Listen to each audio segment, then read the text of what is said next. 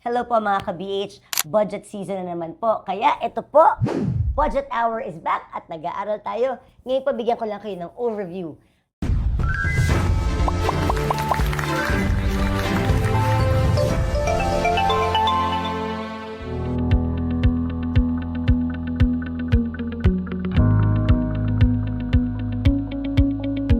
At ano yung tingin ko sa 2027 National Expenditure Program. Number one, ang atin pong budget, itong National Expenditure Program is 7.2 trillion.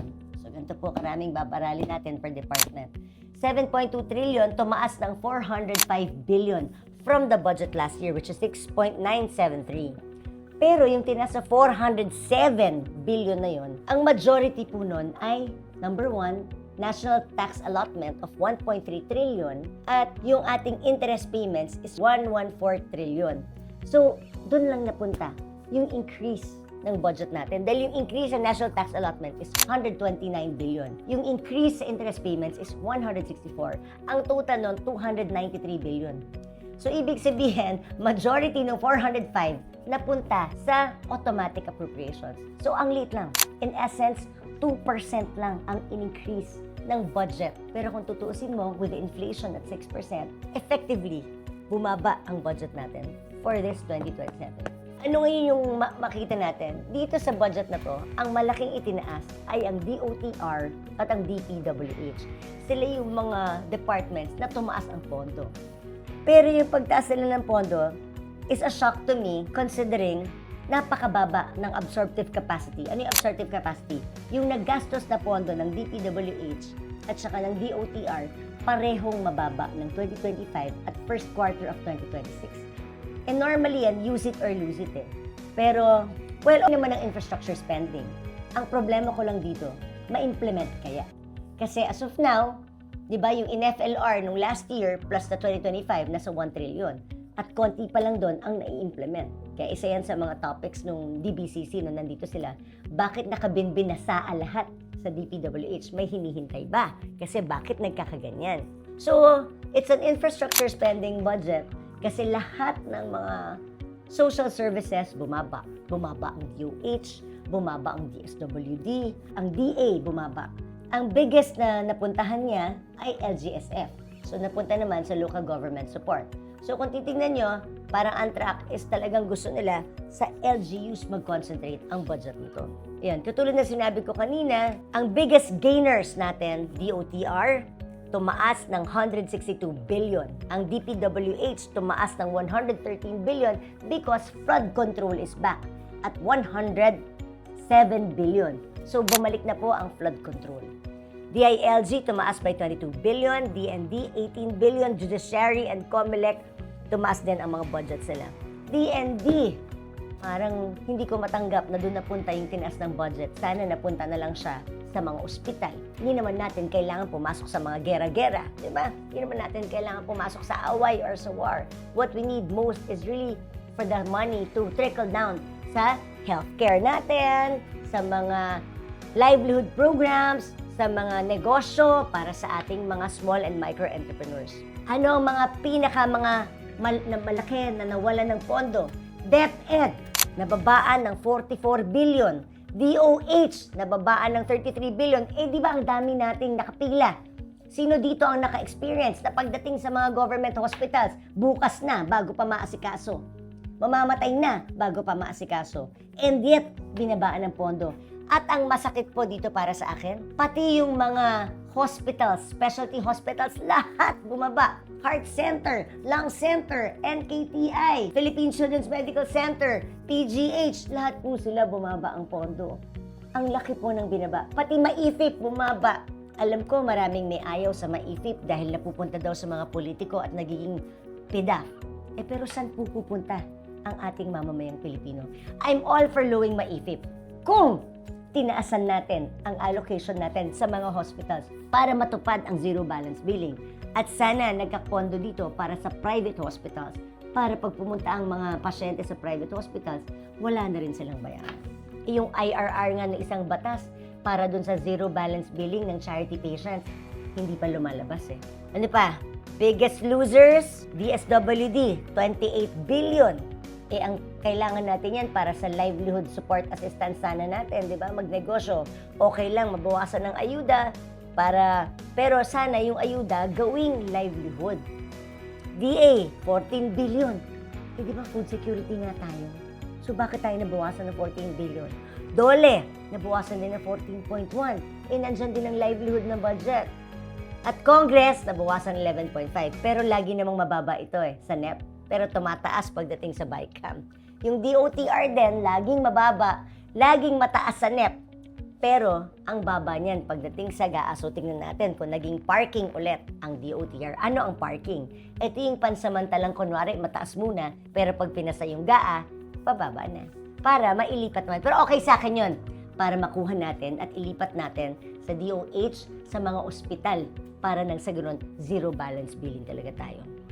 Basically, yan naman. Ayan, ito yung sinasabi ko. Disbursement rate ng DPWH noong 2025, 36%. Ang sakit, diba? 36% ang hindi nila nagamit. DOTR, 52.7%. Pero sila ang tinaasan ngayon. Pero tingnan nyo, ang DOH, 68.7% ang kanyang disbursement rate. Kaya siguro binabaan yung pondo Pero yung mga magagaling na mag-dispense ng pondo like DSWD, 99% ang disbursement rate nila ay binabaan. Diba? Ang hirap naman ng ganun. Pati yung irrigation, binabaan ng pondo sa irrigation, binabaan ng pondo sa farm-to-market roads. Yung farm-to-market roads, nabalik siya, mababa siya, pero it still remains to be seen how it was distributed. Kasi dapat tinitignan alin ba yung hectares na kailangan, alin yung talagang sana hindi maging road to my farm ang budget na to.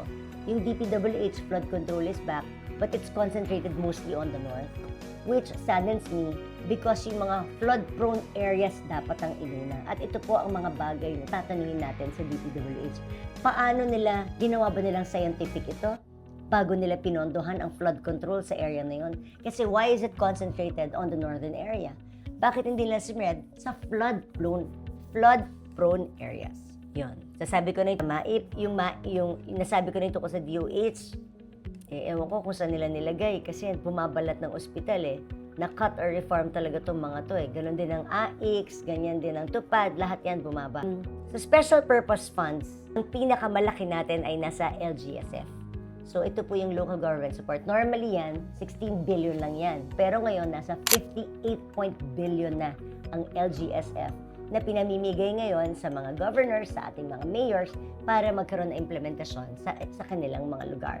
So, naalis nga sa DPWH, parang ang nangyari, nag-shift last year 2026 kasi tumaas na yan, naging 57 billion. So, imbis na sa DPWH, nilagay sa LGSF. On program, thank you, bumaba na siya. 111 billion na lang siya. Pero alam niyo, masaklap, ang 57 billion dito, PDIC restoration. It shouldn't have been gotten in the first place. So yung PDIC, balak na ibalik. Ang sakit, galing na naman sa atin. Galing sa program. Foreign assisted is 42 billion.